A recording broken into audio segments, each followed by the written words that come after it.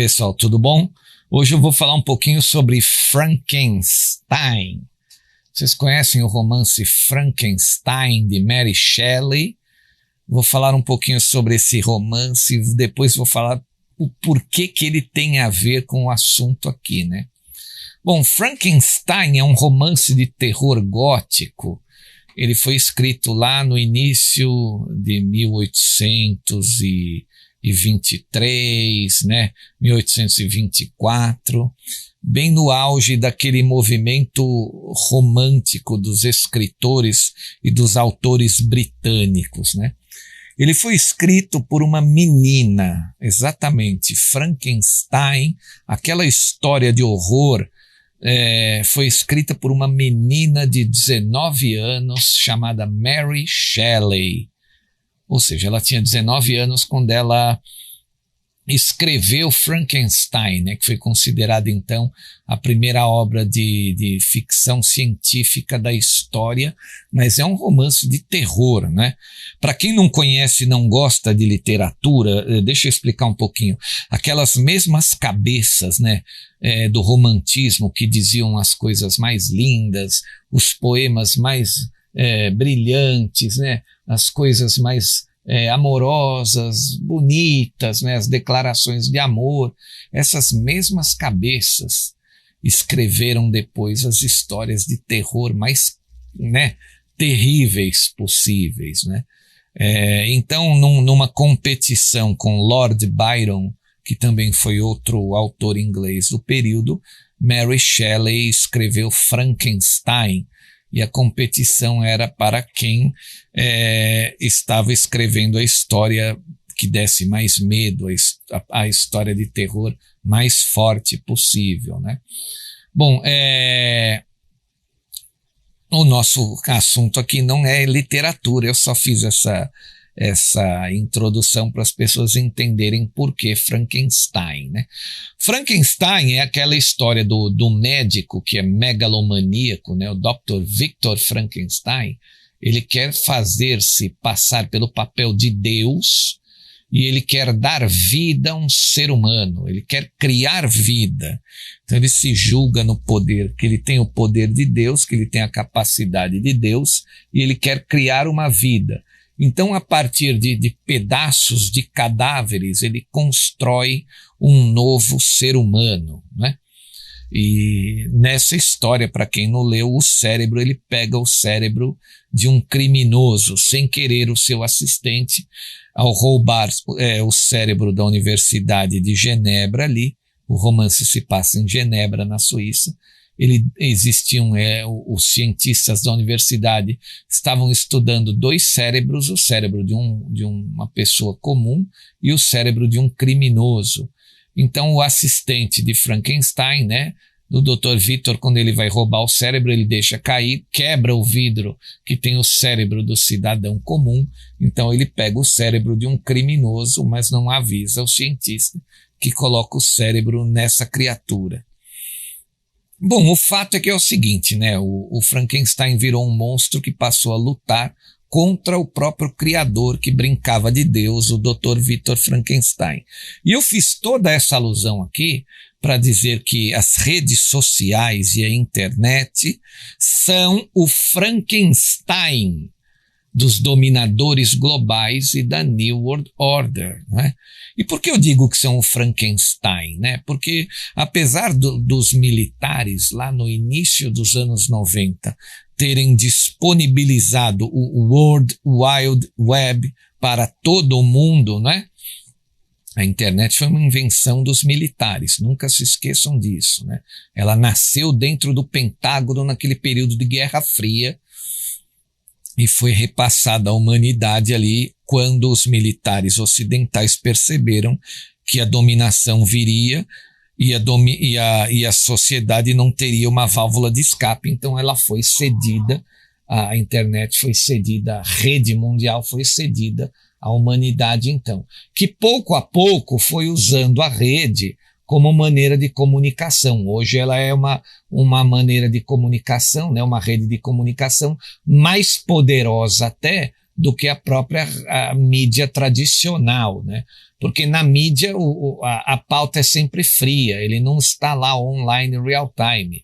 Então, por exemplo, se acontecer uma tragédia, alguma coisa, explodir uma fábrica de qualquer coisa às 11 horas da manhã, vai todo mundo estar assistindo no seu celular online real time na hora em que acontecer, enquanto o Jornal Nacional só vai mostrar às 9 horas da noite.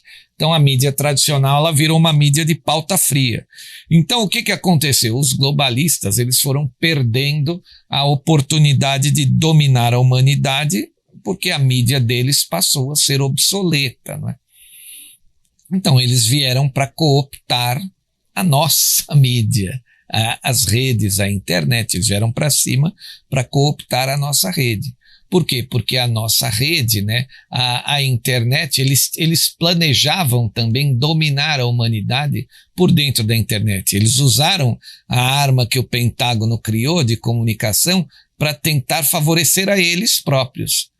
Só que esse monstro, vou colocar essa palavra entre parênteses, passou a se rebelar contra o Criador. Ou seja, as redes sociais hoje, elas trabalham para a humanidade, não para os criadores, né? Que tinham esses projetos e receberam muitos investimentos dos próprios globalistas aí, né? Como é o caso do Twitter, o Jack Dorsey, o Mark Zuckerberg do Facebook, o próprio Bill Gates lá atrás também. Essa história de que ele veio do nada é um pouco de conto do vigário, né? Ele recebeu muito investimento dessa gente e foi bem naquele momento ali que os muros caíram e que a nova ordem mundial vinha com tudo para a dominação. Então toda essa gente aí estava acertada com os globalistas também.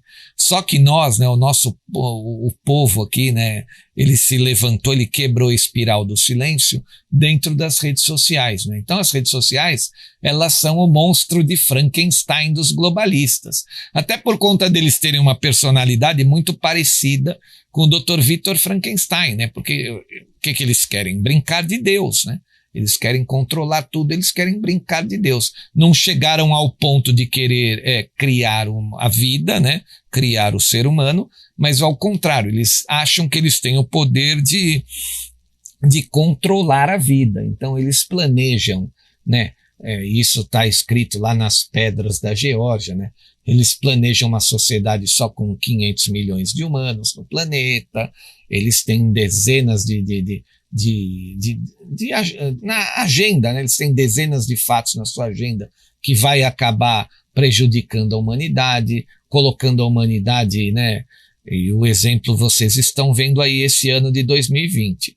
2020 é uma amostra grátis do que pode acontecer lá na frente, caso essa gente não seja derrotada, não é?